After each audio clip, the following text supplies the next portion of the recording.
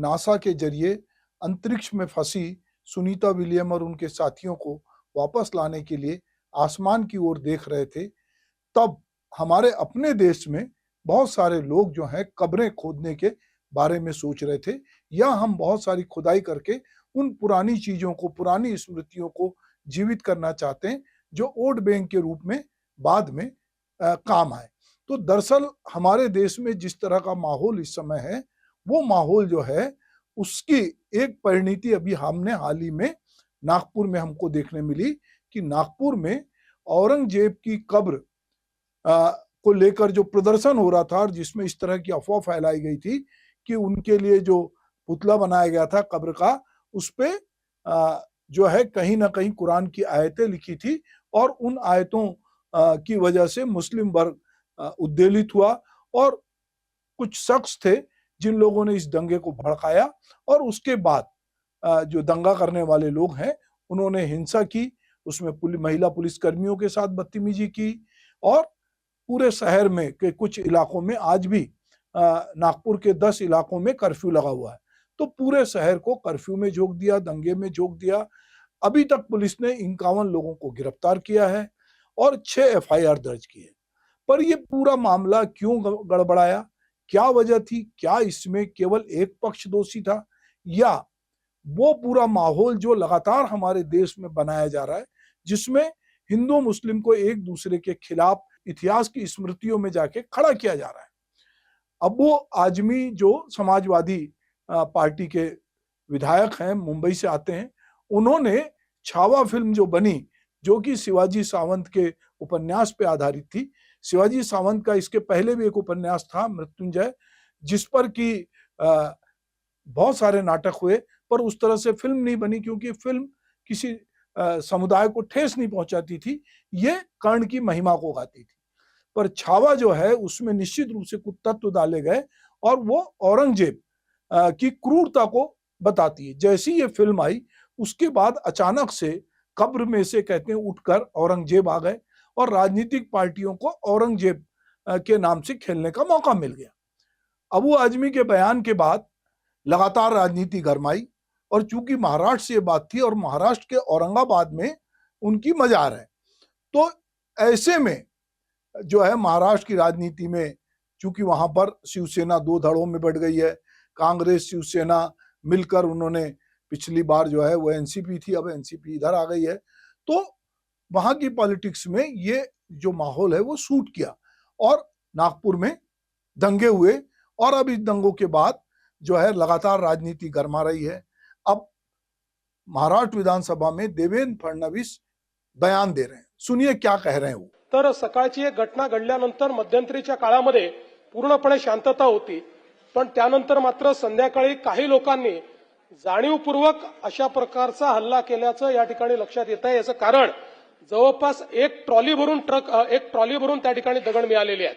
काही ठराविक घरांना, काही ठराविक आस्थापनांना त्या ठिकाणी लक्ष्य करण्यात आलेलं आहे।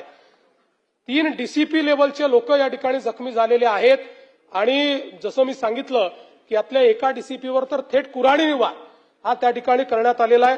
त्यामुळे निश्चितपणे याच्यामध्ये काही ना काही एक प्रकारे काही लोकांचा सुनियोजित पॅटर्न हा देखील त्या ठिकाणी दिसतो आहे।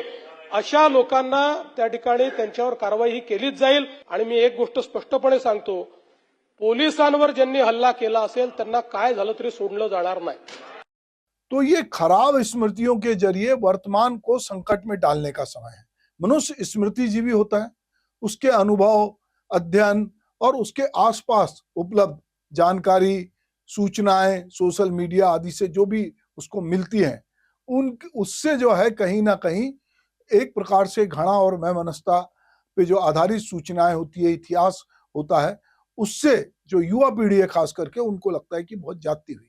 नागपुर में हुए हालिया दंगे इसका सबसे ज्वलंत उदाहरण है।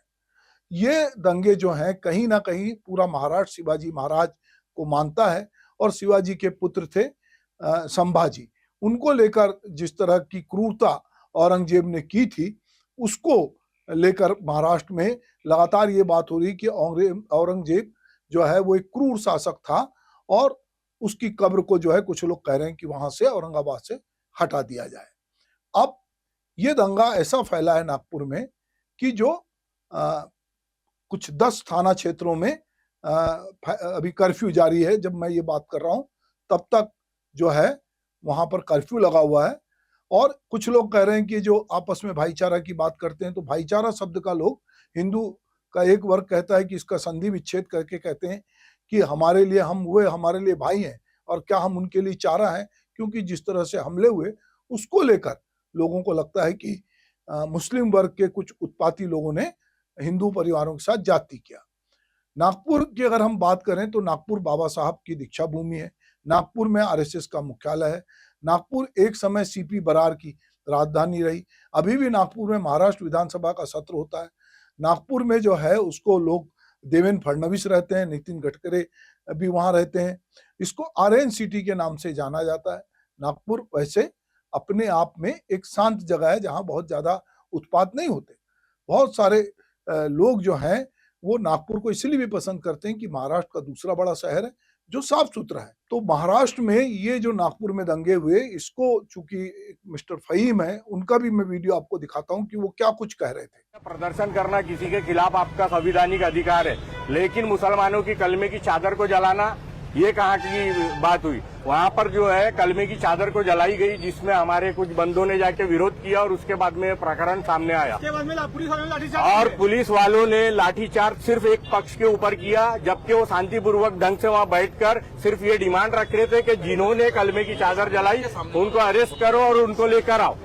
लेकिन मसला ये हुआ, आज यहाँ पे हमारे को जो है डीसीपी और एसीपी साहब ने जो है आश्वासन दिया कि, और वो हमेशा आश्वासन वाला लॉलीपॉप मिलता है हमारे को, जिसको हम बोलते हैं। अभी हमने वही बात की है कि आप कल बुलाओगे, उसको एक नोटिस देंगे और 2 घंटे के बाद में उसको सलाम दुआ कर देंगे, फिर उसकी डेयरिंग बढ़ जाएंगी और फिर यही काम करेगा। और दूसरा, अगर हमारे खुद के ही अल्पसंख्यक आयोग के जो चेयरमैन है वो हजरत औरंगजेब के खिलाफ जो ये सारी चीजें बोल रहे हैं, आज वो कहाँ है? तो अब महाराष्ट्र के मुख्यमंत्री कह रहे हैं कि ये दरअसल ना तो जो चादर थी उस पर किसी प्रकार की आयतें लिखी थी कुरान की, और वहां पर कुछ लोग सुल्तान औरंगजेब जिंदाबाद के नारे लगा रहे थे। ये एक षड्यंत्र था और यहाँ की शांति को भंग करने के लिए ये हिंसा जो थी वो प्रायोजित थी। आरएसएस ने जो है वो इस मुद्दे पर थोड़ा उसको बोला है कि ये मुद्दा अप्रासंगिक है और औरंगजेब को लेकर जो है कोई बात करने का फायदा नहीं है। दरअसल शांति व्यवस्था बनी रहे, ये बात जो है आरएसएस के जो प्रचार से जुड़े प्रतिनिधि हैं उन्होंने अपने बयान में कही है कि इस तरह से जो है हम पीछे जाके औरंगजेब की बात करने से कुछ नहीं होगा। आपस में इतनी राजनीति हो रही कि शिवसेना जो उद्धव ठाकरे वाली, वो कह रही कि औरंगजेब को इतना महिमा मंडित किया जा रहा है कि उनको शिवाजी से आगे बताया जा रहा है। तो ये बहुत सारी चीजें इस समय हो रही हैं और निश्चित रूप से हम ये मानते हैं कि जो कुछ हुआ है ये बहुत अच्छी बात नहीं है और इसी का एक परिणति हमको मध्य प्रदेश के बुरहानपुर में देखने की कोशिश हुई, किंतु वहां पर ये दंगे नहीं हो पाए।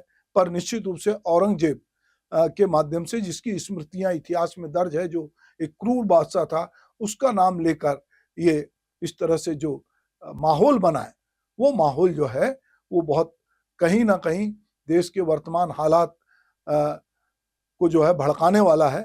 और देश में जिस तरह से हिंदू मुस्लिम को आपस में बांटने की, वह मनस्ता पैदा करने की, बाजार में ये भी कहा जा रहा है कि पहले भी इस तरह की लोगों ने बयानबाजी किए थे कि मुसलमानों के दुकान से कुछ ना खरीदा जाए।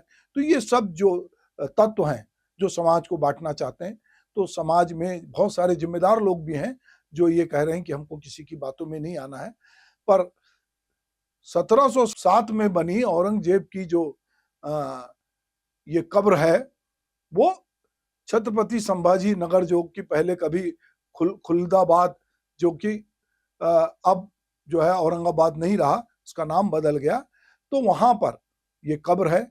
और वैसे भी कब्र में से किसी चीज को निकालने की परंपरा हमारे यहाँ नहीं है। इसको लेकर अब लगातार बात हो रही है। ये बात नहीं है कि जो औरंगजेब हैं वो किस तरह का क्रूर शासक था, उसने क्या क्या क्रूरता की, किस तरह से, पर हम ये देख रहे हैं कि इतिहास में से बहुत सारी चीजों को अगर हम हटाएंगे तो इतिहास जो है वो पूरी तरह से पता नहीं चलेगा।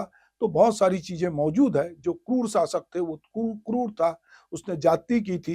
पर सवाल ये नहीं है कि क्या औरंगजेब ही अकेला क्रूर शासक था। जो भी शासक होते थे किसी भी धर्म जाति के, उनके भीतर भी क्रूरता थी। उन्होंने भी अपने आसपास रिश्तेदारी, भाई बंद, सबके खिलाफ जो है अपनी सत्ता को बनाए रखने के लिए बहुत सारी चीजें की। पर औरंगजेब जो है इन सब सारे मुगल शासकों में सबसे क्रूर शासक माना गया है। तो अब नागपुर में जिस तरह का ये घटनाक्रम हुआ है और जिसने वहां के माहौल को खराब किया है, उसको जल्दी से जल्दी नॉर्मल करने की कोशिश है की जानी चाहिए। और जो लोग इस घटना में शामिल हैं उनके खिलाफ सख्त से सख्त कार्रवाई होनी चाहिए। आरएसएस के प्रवक्ता सुनील आम्बेकर जो कह रहे हैं कि मुगल बादशाह जो है आज के समय उसका कोई उसकी प्रासंगिकता नहीं है।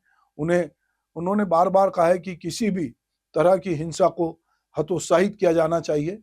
किसी भी तरह की जो हिंसा है उसको प्रोत्साहन नहीं मिलना चाहिए। तो एक तरफ ये भी देखना चाहिए, क्योंकि केंद्र में भी भाजपा की सरकार है, महाराष्ट्र में भी है, कि क्यों जो उसके अनुसांगिक संगठन है वो जुलूस निकालते हैं, एक माहौल खड़ा करते हैं, फिर उसके प्रतिपक्ष में एक दूसरा माहौल खड़ा होता है और अफवाहें फैलती हैं। और अफवाहें इस तरह सोशल मीडिया पे फैल रही हैं कि आग से ज्यादा तेज उसकी लपट है, और उस लपट में बहुत सारे लोग आ रहे हैं और उसमें फहीम खान जैसे कुछ उत्साही नेता जो हैं वो आग में घी डालने का काम कर रहे हैं। तो ये समझने की जरूरत है कि वो कौन लोग थे। केवल एक वर्ग से नहीं होता है। हमारे यहाँ कहावत है कि ताली दोनों हाथों से बजती है। तो माहौल कैसे बना, क्यों बना, किसने बनाया, किसने अफवाह फैलाई, और केवल एक पक्ष को कटघरे में खड़ा करके हम सोचेंगे कि इस समस्या का समाधान हो जाएगा, तो इसका समाधान संभव नहीं है। दरअसल समाज को अपने ताने बाने को समझने की जरूरत है, अपनी भाईचारे को समझने की जरूरत है। और जो शरारती तत्व है वो किसी भी समाज, जाति, धर्म के हो सकते हैं। शरारती तत्व शरारती होते हैं और उनके खिलाफ सख्त कार्रवाई की जरूरत है। नमस्कार।